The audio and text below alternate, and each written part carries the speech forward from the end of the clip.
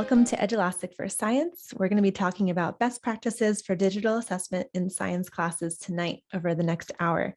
Thank you for being here with us, and we look forward to a really awesome event. We have a really awesome lineup of featured presenters who are coming at you from all over the country to share what they're doing in their classes to instruct science with their students. So I do want to give a couple resources on using Edulastic in the science classroom to start. There's so many ways to make your instruction engaging and informative, and Edulastic, while it's primarily an assessment platform, can also be used for lessons, bell ringers, quizzes, homework, labs, safety quizzes to make sure everyone's safe in the chemistry lab. There's so many wonderful applications. I want to highlight a couple. So there are over 50 technology enhanced item types, anything from multiple choice questions to fill in the blank, classify, match and order. There's open response where students can reflect or explain their findings or their answer. There's also passage-based. You can give students a passage to read or something to watch or listen to, because you can embed multimedia easily. And you can also include charts, interpreting data, tables, super customizable. There's also tons of pre-made content on there for you already. So this is some of those technology enhanced items I just mentioned, some of the most popular ones that are used for science. And then you can also embed simulations, which is pretty fun. If anyone's heard of PhET-Sims, really awesome tool. There's a video on our YouTube channel that kind of goes more in depth about using that from a previous presentation from a teacher in California. And then you can also pair a science lab. So I know teachers who have, they use another resource for having students actually enter a lab and test things out. And then from there, they're responding to prompts and questions. And that's in an Edulastic assessment where they're getting immediate feedback. So lots of cool ways to get things going. All right, enough from me. I'm ready to hand it off to our featured presenters. First up, we have presenting tonight from Wisconsin is Jennifer Xiong, who is a 7th and 8th grade science teacher. And Jennifer, if you want to turn on your camera and audio, I'll let you take it from here. Great, thank you for the introduction. This is my 14th year teaching. I have been using Edulastic for the last 4 to 5 years. It has become my go-to tool. You know, anytime I need to do something new, I'm looking at how can I use it in Edulastic. Go ahead and change the slide. Thank you. So how do I use it? I use it for both formative assessments and summative assessments. And I got some, kind of a list here, things like daily warm-ups, exit tickets, daily homework for checking for understanding. As you guys were talking, as Ileana was talking about, things like labs, even if you're watching a movie guide. I also use it for summative assessments. So things like unit tests, end of the unit performance tasks. If you go to the next slide, I'll go over some of these a little bit more in detail. Oh, yeah, thank you. So daily warm-ups. I have really started this year giving students either a question a day or a couple questions a day. And a lot of times these will be things that either we tied in from a previous lesson to try to kind of bring back that, hey, this is what we discussed the day before. Or I've even started kind of connecting it to other areas of science. So for example, this first kind of quarter, we've been talking about physics.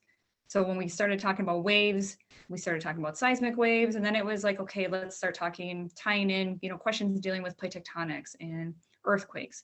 So helping them to see that, for science isn't just kind of chunks and pieces, but everything kind of connects, and there's these ideas that go from kind of one discipline to another. I might also use this as an exit ticket. So we've been talking about the atom here in the last few days. I might throw up a quick picture, asking them to label it, so I can see, are they understanding the information? Are they getting what I wanted them to get out of the lecture? I also might, even with those kind of questions, put just a quick short answer question of what other kind of questions do you have? Is there something that you're not understanding? And those would then kind of lead me to be able to drive and really figure out where I want to go to the next day in that lesson. So kind of that whole reflective kind of teaching. If you want to go to the next slide. I use it for daily homework. My students know for me, they get 1 or 2 or a couple assignments a week using Edulastic. And I use this as a way to check for understanding the material. It is something that, you know, a lot of times traditional homework, you know, they get a score and that's it. And that's all that ends up in the grade book. And I don't really get to see, you know, where are they getting stuck? What are they understanding? What are they doing really well with? What are they not? And this allows me to focus more on specifically what kind of areas are they content-wise getting stuck with. My students really like the present mode, and I'll show you that to you in a minute. Having that where they get to actually look at their own data. They always try to figure out, even present mode, who's who, but it allows us to look at not only going over the homework, but also what questions are we getting stuck on? Is there things that we're really getting? And I also do with my middle school students, I use the redirect tool a lot. I have it set to automatically redirect after at a certain score, or even they will ask a lot of times. I got emails right now that say, Mrs. Xiong, you know, can I have this assignment back so I can look this over? And I want them to learn from their mistakes. That's, you know, for me, that's what my homework is. If you go to the next slide for me, please. So here's showing you that dashboard. And this is one of my favorite things. I like the immediate feedback that you get with Edulastic, that as they start working on this assignment, I can see question by question as they work. I also can see, you know, who's working, who's not. I can see if we're getting stuck, you know, so this I might go back, we might have a conversation after we've, you know, this assignment's been graded, you know, and here I might say, okay, you know what, we need to go back and look at question 3, and we need to maybe talk about question 9.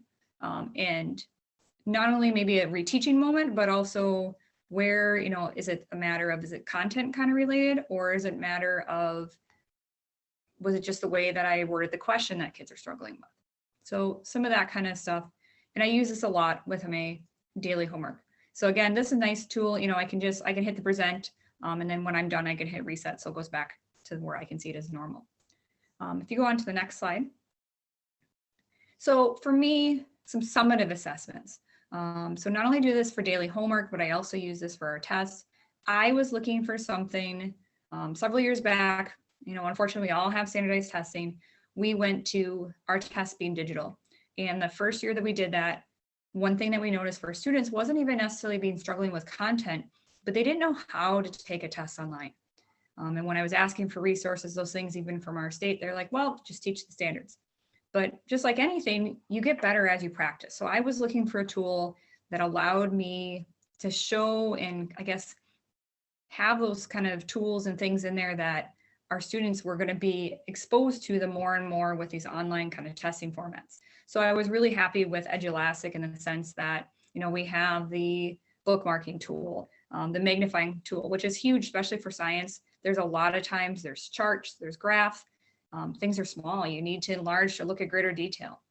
So I've been really pleased with that kind of stuff. And one of the reasons why I use it for my assessments, and that is it allows kids to get that feel and understand of how you would take an online assessment. I do like the fact that there's a variety of different testing styles. So things like our passage-based, drop-down, tables, graphs, you know, we use it for modeling. And I also use it a lot for differentiation for different students. Typically for me, when I give out a test, I'll have 3 or 4 versions that get assigned out at the same time. Sometimes it's to individual students for specific things, or I also have groups that I make.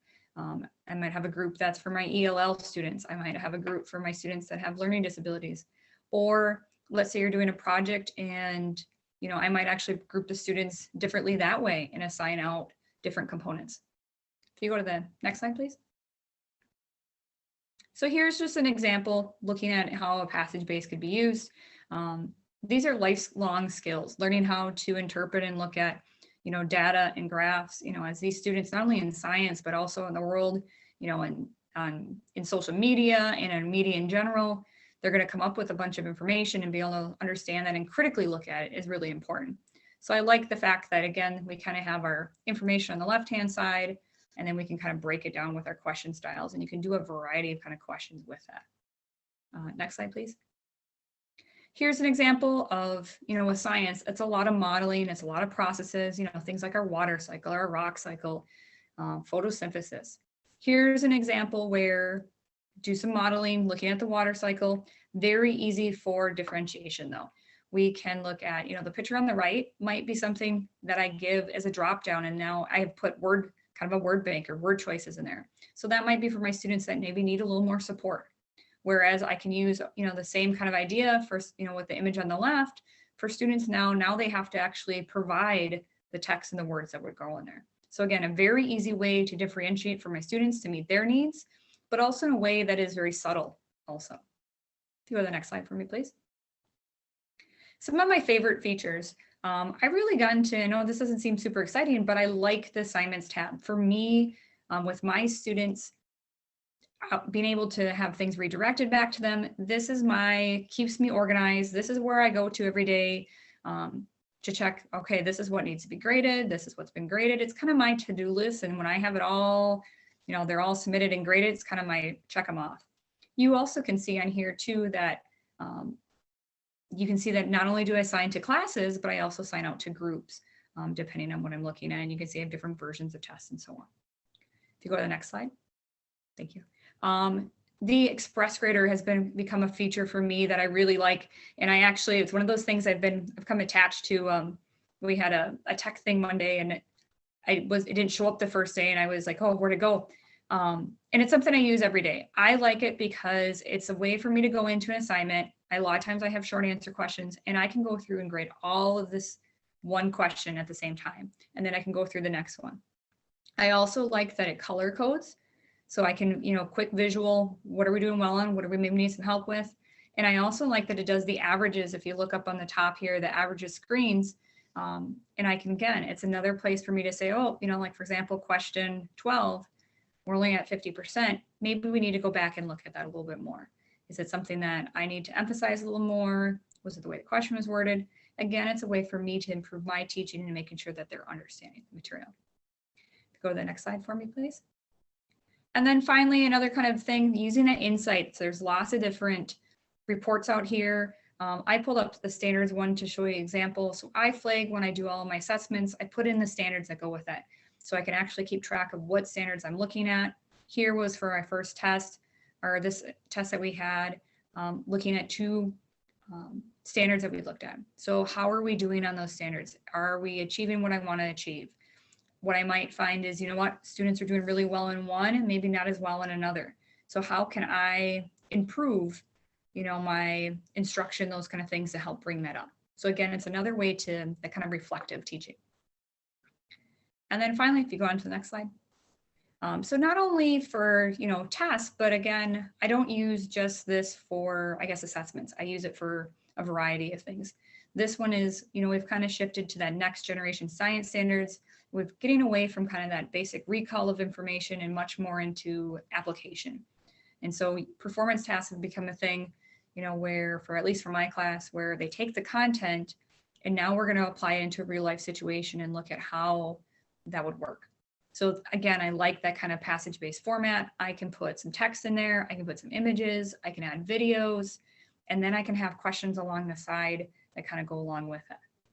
The nice thing about that for me, most of these performance tasks are going to be in class. And so again, I can keep track and see, are they staying kind of at pace of where I want to see them at? I can also kind of preview their work and see, are they on the right track, or is it something that they need me to come check in with them and see if they're understanding things? So that's become another area that I really like it. And for me, Edulastic has a lot of opportunities. There's a lot of options, and it's something that, again, there's a lot of creativity here. You can do a lot with it. And if you have questions or want anything else from me about what I talk about, please let me know at the end. Thank you. Thanks, Jennifer. That was awesome. Really great to see the variety of ways that you're using Edulastic for your science classes. So next up, we have Stephen Krawcszyk, and he is tuning in from Indiana, a high school teacher. And Stephen, I'll let you take it away from here. Thanks. Thank you for the intro. Yeah, Steve Krawcszyk. I've been teaching for about 9 years, biology, AP biology at the high school level. And I got into Edulastic about 4 years ago. I'm going to give credit to my wife. She's a math teacher, and she kind of put the bug in my ear, and it came at a perfect time. I was kind of getting dragged down to the multiple guess, the stigma of the sciences. And so, the tech enhanced was the buzzword, and it, again, gives it a lot of creativity, a lot of options, and that's where it started. And so I started integrating Edulastic into, the second half of the year, and then I just kind of progressively grew that practice. And lo and behold, when COVID hit, I had a nice toolkit of a little bit of everything and a little bit of comfort with this, this awesome platform. Go ahead, hit the next slide, please. And so you're going to see this kind of recurring theme, exit tickets, some homework assessments, quizzes and tests are obviously going to be the common things that people use this for. And that's, again, it's a really cool tool. It has a lot of neat features.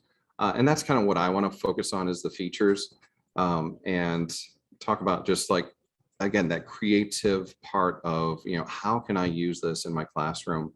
You know, how can I get away from just, you know, again, that multiple guess that, you know, the kids are like, okay, I got 4 answers. I just have to pick one of those and I have 25% chance of getting them. And so if we give them a little bit more diverse types of questions, well, now they really need to know what they're doing. And that gives me input on how well I'm doing in the classroom. So some of those key features I'll touch base. Again, question variety, that tech enhanced. Again, there's, I think it started with 30. I think they said there were about 50 now. So if you could dream it, there's probably a way you could make it work on this platform. And so it's really cool if you're into making diverse questions. Live assessment features was touched on a little bit. I'll talk about those. Again, just immediate feedback and just some cool things in there that, especially when you get into the premium version, makes the job of the teacher just a little bit easier for them, which, you know, technology is great when it works, but if it can make your job easier, awesome if you can get it to work and make that job easier. A cool feature, converting PDFs. Okay, so we've gotten into a lot of digital homework, and Edulastic has a cool tool that allows you to, you know, if you have something, you don't just have to recreate the wheel. And so you can save some of those old assignments and use them in this digital age. And then I'm going to hit again a little bit more data analysis. Again, really cool feature as you get into that premium subscription. Go ahead and hit the next slide, please. So I love drag and drops. Okay. Again, it's manipulative. It's, you know, kids don't just, you know, pick a button and that's their choice. They have to figure out where things need to go. So the picture on the left is looking at protein synthesis, and it's a little busy in there, but there's some boxes that they got to drop certain things into. There's some distractors in there. And again, a kid has to know what they're working with. On the right side, you have, again, drag and drops, but this time you have to, you know, distinguish what are qualities between DNA and RNA. Again, the kid has to know what they're going to drop into the right box. It's not just an easy A, B, C, D answer. And so again, the kids have to have a little bit know-how of what they're doing. Go ahead on the next one.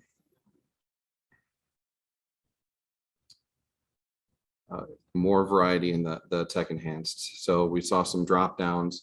I like this idea of, you know, if you have a sequence or if you have a scenario or something that they were reading or, you know, something we did in class, and, you know, you want to give them those little hints it's kind of like a multiple choice, but you're trying to, you know, fill in that whole sequence of events. So there's a drop down menus that, okay, maybe there's a vocab word they need to fill in that sits into that spot, or maybe it's you know, a scenario to make that a complete thought. So again, some options when you're trying to incorporate, you know, your assessments or your bell ringers or your you know, just getting some feedback on what the kids are retaining.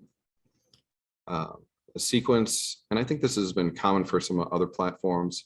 You know, you can label 1, 2, 3, 4, 5 on paper, but you know, it's really cool. You drag one of those slides and it moves the whole group up and down. And so when you're done with that sequence, you can actually read it in order. And I think that's really cool, because then it gives a chance for those kids that want to double check themselves. You know, they don't have to skip around. They can see that, all right, the first thing that I want to be on top is the first step. Second thing is the second step. Third is the third, and so on. And so those kids that want to double check themselves, they're being able to see that, okay, this looks like the right sequence. I'm going to stick with it. I'll go to the next question. Go ahead to the next slide. Fill in the blanks with a sequence of questions. So this one, whenever I think of the tech enhanced, you know, the creativity, this one, it always comes to my mind. I thought it was a really cool question. So to give you a little bit of a background, so we're talking about transcription translation, using an amino acid chart, and mutations. And so the style of question is, you know, fill in the blanks. And so the neat thing is as you can see, there's an RNA sequence that I give them.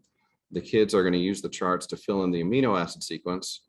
Well, they're putting in 3 letters to each one of those boxes. So Edulastic is going to grade each one of those as its individual. It's not grading the whole sequence and you miss one letter and it dings them for the whole thing. It's going to give them, so if they happen to make one little mistake, it's going to take a fraction of a point off. So I like that. Again, if you can be creative, you can dream it up. You can come up with some really neat and creative questions. On top of that is now I have multiple parts. And so within this same question, well, I said, all right, what's the original codon that has a mutation? What changed from that original sequence? And then I kind of give them a little bit more, you know, what type of mutation is this? And I give them a little bit of a couple choice words to use. It also helps with spelling. They love spell check. And if it's not there, you know, I'm going to try to help them out a little bit.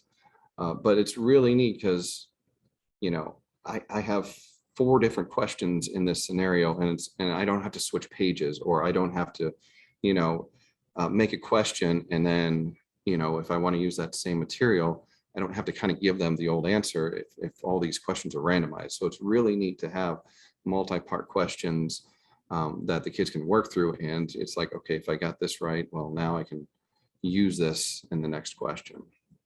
So yeah, this is, again, kind of a neat thing that I like to do. And it's, again, building into that creativity. If you can dream it up, if you can put it on paper, you could probably create it in the system. Go ahead on the next one. Drag and drops again. I really enjoy these. But this is a really neat example on the left side, doing Punnett squares. And a little bit of error on my side was in this scenario. So Punnett squares, you're putting in the parents on the outsides, you're putting the kids on the inside. My question, and I don't remember when I made this, if this was intentional or not, but a cool feature is you can have alternative answers. So on my square, you can see one side's father, one side's mother. Well, a kid looking at the questions like, well, I might just flip-flop them. And if it's a normal computer system, it's going to grade that wrong. But with Edulastic, when you go in to put in those answers, there's alternative answers. And so I can make 2 versions of this, one with the mother on one side, dad on the other side, and I could flip them. And so whichever way the student puts in that answer, the system is going to look at those and it's going to give them credit for both of those answers. And I think that's great that, you know, or a kid breaks your question and then you realize, uh-oh, what if some other kids break my question? And so now I can go back in there and I can put alternatives in there. Again, the system is going to give them credit for those new questions and saves me a little bit of grading if they break it early. Number 14 here is a different type of question. I've used a few times, but it's just something neat. I think it's called hotspot. And so again, kind of clicking on different parts if you want to identify things. So what you do, and my handiwork, I'd say this is probably not my best, you know, kind of squaring, but you basically make the square, you make the button that you want the kids to be able to click on and identify. And so that gives them something to click onto, and then it changes color, you know, for whatever you're trying to do. So again, really cool visual and different style of question. Go ahead on the next one. And don't throw away all of your PDFs and your paper documents. You can still use them with Edulastic. So the feature is when you make a new assessment, it's going to say, do you want to start from scratch or do you want to start from a PDF? And so if you have some of these, you can upload a PDF and create a digital assignment. Really cool feature. One quirk is you got to make sure all your questions are in numerical order. It doesn't do different numbering styles, or at least I haven't figured that out. But you can do multiple choice, you can do true, false, fill in the blank, drop downs, math. You can kind of see on this, this is what the student would see, is they would see all of their pages, okay, and they could work through it and just like flipping through. And this is looking at cell cycles. And so we have a little bit of like fill in the blank with some letters. And if you progress on the right side, it looks kind of like a Scantron. And so they're answering it, and they're getting those right. This is the teacher side of it more specifically, because you can see the answers, but it's a similar format. But you can have the fill in the blanks in there, and all these little buttons on the bottom. Again, you can have the true, false, you can have math stuff, you can have short answer. And so even if you got one of your PDFs, you can still use those and turn it into a digital copy. It's one of those things that, again, as you use it, it's one of those things I want to use it a little bit more and almost convert a lot of those, especially now. You got kids out on quarantine, you got kids that are sick for extended periods of time. I feel like I'm killing trees, printing out a lot of stuff. So this is a nice way that, all right, little Jimmy's stuck home, he can't get anything up, or he can't get anybody to drop stuff off. Make this, yes, there's a little bit of setup because you are putting in the answers, but once it's in there, you have it. Go ahead on that next one. Live assessments. Again, we kind of heard a little bit about this, and it's a really good feature. Immediate feedback from the teacher or to the teacher's desk. You see where the kids are, what they're working on, how far they're progressing, which ones are taking longer than others. You see the overall class, average scores. You see which questions kids are spending more time on. And again, while that assessment is going, you're already getting data to look at their progress. A couple of the premium things, there's a full screen warning pause. And I think we hinted at that a little bit, or someone might be saying that a little bit later. But again, technology making my job a little bit easier. I don't have to worry about kids flipping screens. There's a setting where it says, all right, for 10 seconds, if they jump away from the screen for 10 seconds, they get locked out. And yeah, everybody loved question 7. It was a good one. So there's that feature. I enjoy that. Or if a kid's making up a test, I know I can kind of leave them alone and their screen is locked out. And if they jump away from it, it tells me, it locks them out, and then they got to come to me and be like, I can't do my test anymore. And so now I know, I'm like, well, what are you doing? You cheating, or is your computer possessed? Randomized questions and answers. Again, premium feature that's just, again, anti-cheating, making the teacher's job a little bit easier and something less they have to police. Go ahead and hit the next one. And then data analysis. Our corporation is kind of heading in this way for cataloging and just wanting a kind of universal platform. And so we've picked up Edulastic, and so I've been learning a little bit more about this. And again, premium, if you get some of this extra stuff, it's gonna make your job a little bit easier. And so far, I'm seeing it. So this one just kind of gives me an overview of all my classes. Gives you some kind of ranges of how the kids are doing, how many kids have taken it, student averages. Go ahead and hit the next screen. Evaluating questions across classes. So now, I have 100 kids that have done this assessment, and I can see again how much time they're spending on them, how proficient they are, which questions were okay, which ones maybe I could do a little bit better on. Maybe there's something about the question that didn't jive with everybody, and I can, I look at those top kids or some of those other kids and see like, okay, I see where they messed up, or I see where they misunderstood something, and so we can talk about that. And so it's really neat to see across all your questions, across all of your classes, because now you get a bigger sample, what the kids are doing and how well you're doing.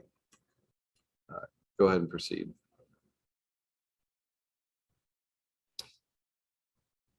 And going back, another tab on standards.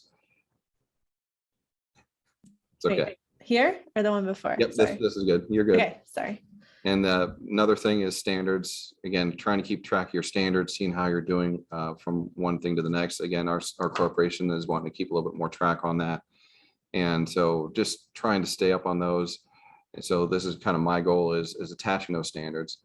You know, when you get started, you're just making a test. You're trying to get the kids, you know, seeing what they do. And so, you know, again, trying to refine your teaching, refine your strategies. And so, you know, looking at those standards, you know, biology in Indiana has the standardized tests. So we want to see where we're at in those avenues. So again, tons of data analysis. And I think a lot of it is in the premium. But you know, once you get a taste of it, you really see those benefits in there. Thank you guys. If you have any questions, let me know.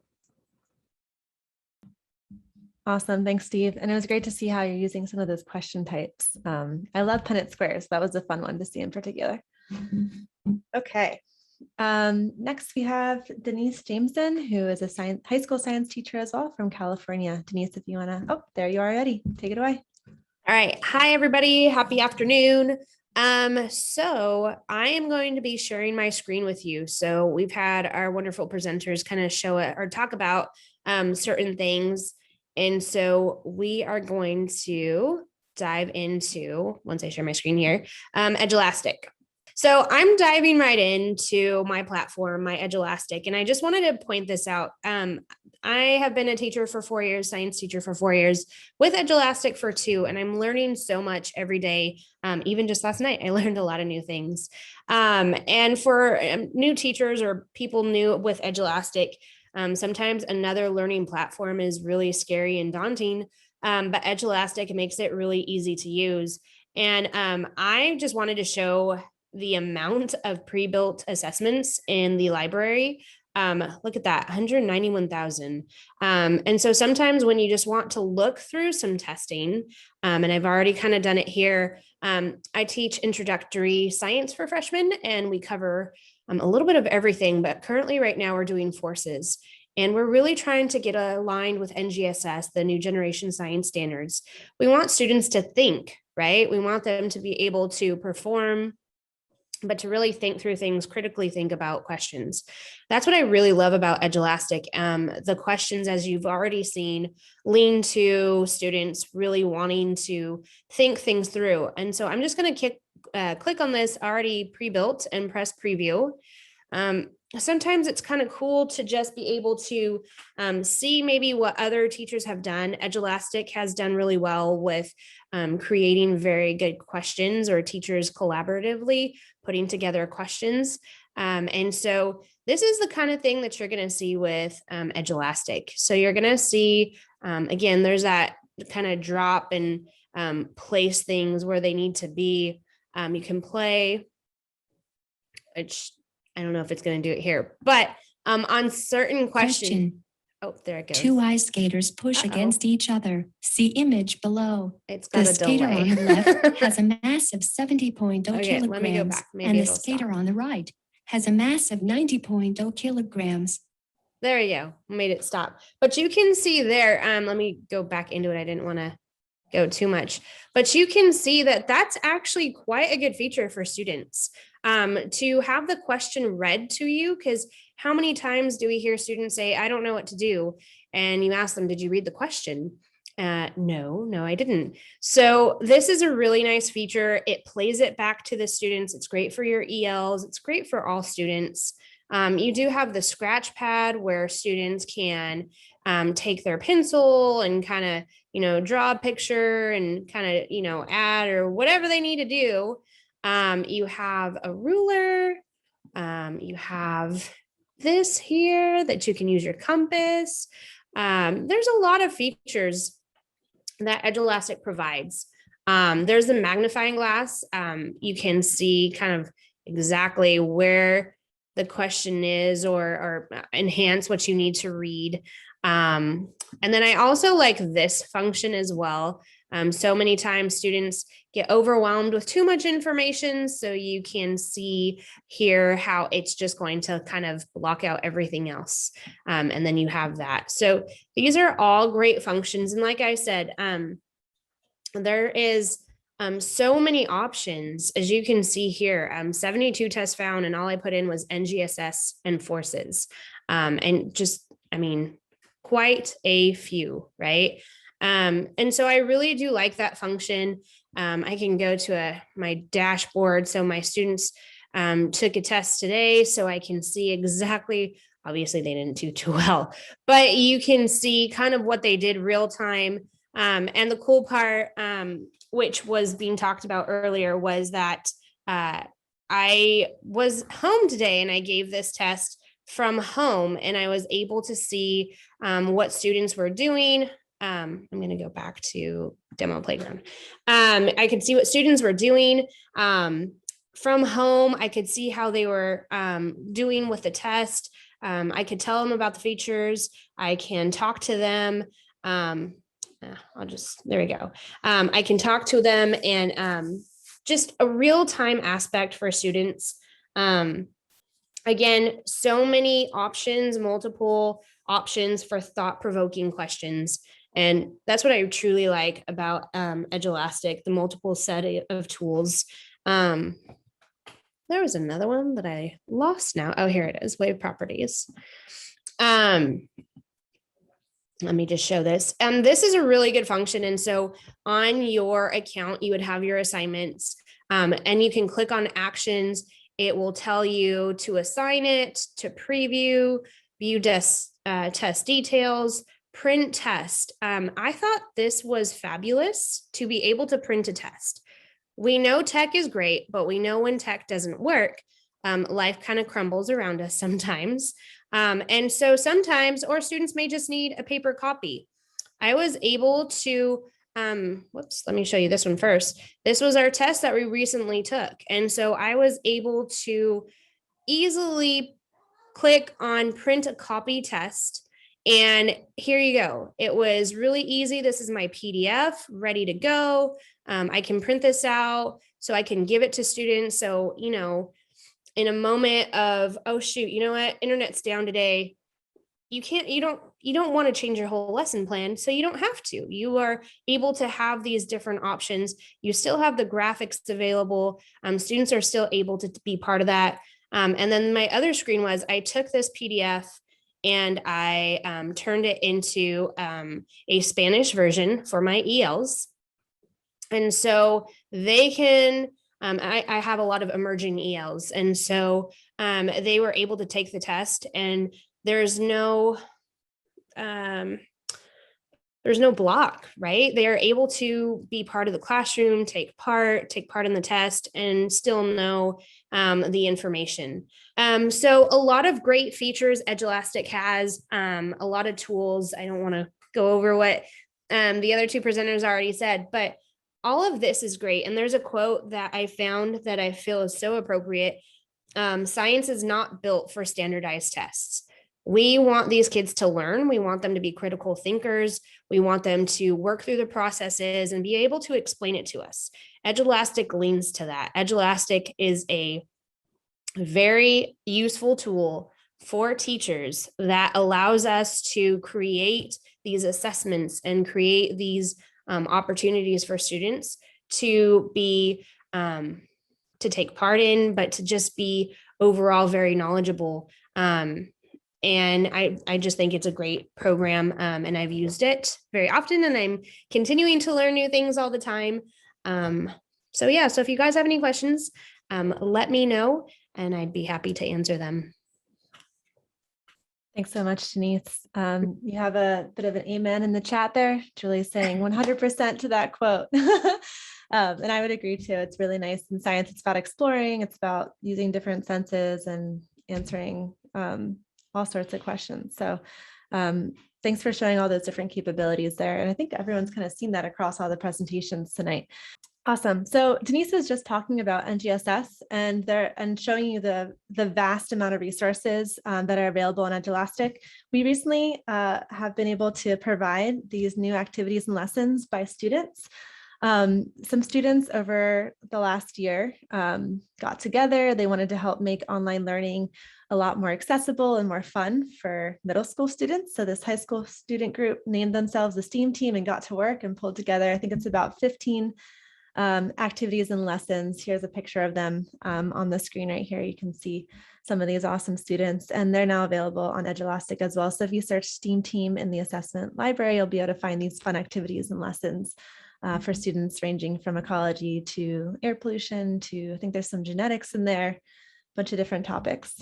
And then there are a lot of NGSS assessments. No matter what the DCI is that you're trying to target, the disciplinary core idea, there are assessments already loaded into Edulastic for you to help you look at those topics. Of course, it does depend on what you're teaching at the moment, what your lessons are on, and what you choose to focus on to reach each core idea, but hopefully they're of use to you. And now we are ready for our question and answer session. So I would love to invite Denise, Stephen, and Jennifer to turn on their cameras and audio, and we can dive into any questions that anyone in the chat has. We did have a question come up already, so I'm going to bring that one up. So the question was, I'm wondering how I can use all the formative and summative assessments for Louisiana science standards. Can the presenters provide some ideas on how to create tools and use them with students? Well, I'm from Wisconsin, but I know I've come across when I've looked for things, and I don't know what grade level you're looking, but I know for middle school, it looks like there's some pre-made already out there through your Department of Education for like grade 7, grade 8 with some practice tests with pulling some content, those kind of things. So there's a lot of that stuff that's already pre-made. And I know Denise was showing how you could search for different things. A lot of times I'll do both. I will make my own questions in an assessment, but then I also will search and pull questions from pre-made things too. So you can kind of tailor it both ways. So that's some stuff I haven't kind of tweaked and looked at those things specifically, but I know that stuff's already, some of that things have been out there already made specifically for your state. Yeah, so as you were talking about that, Jennifer, I pulled up on the screen some Louisiana release items to illustrate what you were talking about. And for that attendee who was asking that question, where you would go look for these specific standards if you want them is you'd enter the subject, so science, I'm assuming. And then from there you can enter Louisiana. And it looks like there are a few different ones. I'm not sure which one you want specifically, but we'll click on science, and then there it pulls up questions that have been released by the state or other people who have tagged those standards in their assessments. I think that's a good way to start too when you're just diving into Edulastic is see what everybody else did. See how they're structuring their questions, what type of questions they're doing, the scenarios they're using, and teachers beg, barter, steal. Start by borrowing those resources, and as you get more comfortable, you start making your own stuff. So use a combination of those strategies, and you'll get what you want out of it. Whether you like to borrow some things or get into making your own things. So that's how I started. Is I just started seeing what everybody else did, and as I got more comfortable with the tools, I got a little bit more creative. That's a great suggestion. While we're on that topic, why don't we answer that question actually? What do you recommend for people who are brand new and just getting started in science? Because we did have a few people who mentioned that they're brand new to Edulastic. Yeah, what Stephen said, definitely. I've done that too. So especially with NGSS and the standard aligned questions, it's really great to look at what other teachers have had. I kind of said this before, but work smarter, not harder. So many teachers have created so many great things for us to build off of. And so starting with those pre-mades, and then you can even take those tests and, maybe use a few of those and then put in your own questions. So then it becomes your own. Also, I think it's great to share across other teachers what they're doing, and they can share their questions on Edulastic as well. And so you guys can create as a group questions. So you don't have to create everything, but it can be a group project. I guess my suggestion, start small. I mean, you look at some of this stuff and sometimes there's so many options, it can seem overwhelming, but you got to remember, for some of us, this is something we use on a daily basis. When we first, for me, when I first started, it was, you might look at a few different question types, and I put my first, maybe it was a 10 question assessment together, and you play around with that and you build on that, and you find what you like and what works for you. And then again, you build off of that. Yeah, I'm going to piggyback off Jennifer on that, is start small. And when I started, I think I was second semester, and it was probably genetics was the first one. And I think I did that and another assessment or a few other quizzes. And then it wasn't until the next year that I started, maybe at, second semester, and I started adding a few more assessments. And so it wasn't until like my third year that I was like, the entire year I was using it as a tool. So pace yourself, don't think this is the only thing you have to use, work your comfort up progressively. Those are really awesome suggestions. And so when you're giving these assessments and questions to your students, how are they responding to all these technology enhanced questions? What do your students think? Whoever wants to start can just jump into that question. Sometimes they don't like them because they're not easy always. It isn't one of those things that, hey, I can't go and just Google the answer. I actually have to think and figure this out. And that was a big thing. So we talk about, a lot of, like, we ended up going virtual at one point, with COVID and all those kind of things. And, I hear about teachers talking about complaining about cheating and all this kind of stuff. And I guess I didn't run into that as much because we did have these tech enhanced questions, and we had things that wasn't as simple as I can just look it up. They had to understand the content and they had to apply it. And so for me, so those kind of things has been really helpful that way. They like the variety though. I mean, in honesty, it's not that they don't like the stuff. They like that there's different options, and some of them like that there's images and there's videos and there's drag and drop. And I definitely get certain questions that kids like more than others, and, even with different groups. So I think they like that variation, it isn't just straight multiple choice, those kind of things, but it is harder for them, and it's a good challenge for them. Yeah, that's an interesting that I haven't heard of that before, but they can't look up some of these questions directly on Google because they're embedded in a technology enhanced item question. Denise or Steve, do either of you want to chime in on this one? Yeah, just going off that, you can't always just Google everything, and there's a context, behind it. And so, yeah, it makes it a little challenging, and yeah, they get frustrated a little bit, and you're just like, okay, well, here's the scenario. What's it telling you? And, just taking that little extra time to help them through that frustration, then it clicks for them and they get it. And, then all those pieces fit together. But yes, just because they can't Google it and it's not an easy answer or not an easy multiple choice, they struggle. But that's not a bad thing. The struggle is good. And again, we want them to work through these problems. And if they're really struggling and it's homework or something and low stakes, you could always redirect it to them and they can try again. Maybe they'll still struggle though. So I don't know if that really helps. No, but I've had where they redirect and we go through and we talk about it. And then you get that light bulb, that aha moment of, oh, hey, wait a minute, I get this, and that's key.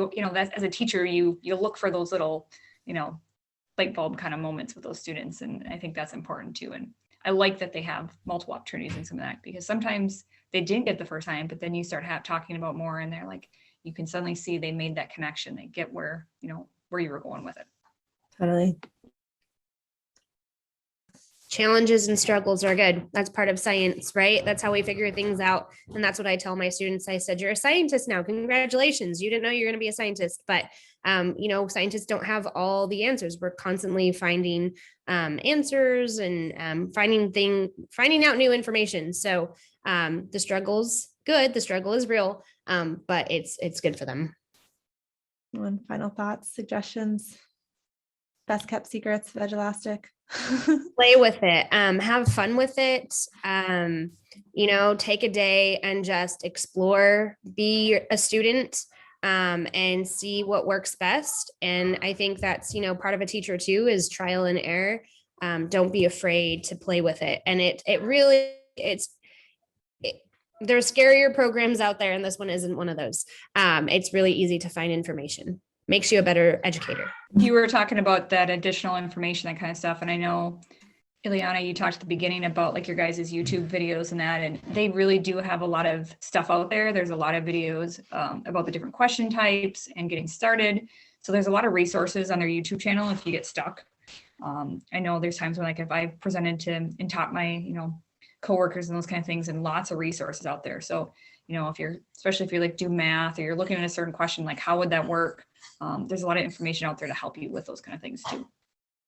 If you can, find other people in your school or nearby schools that you could work with.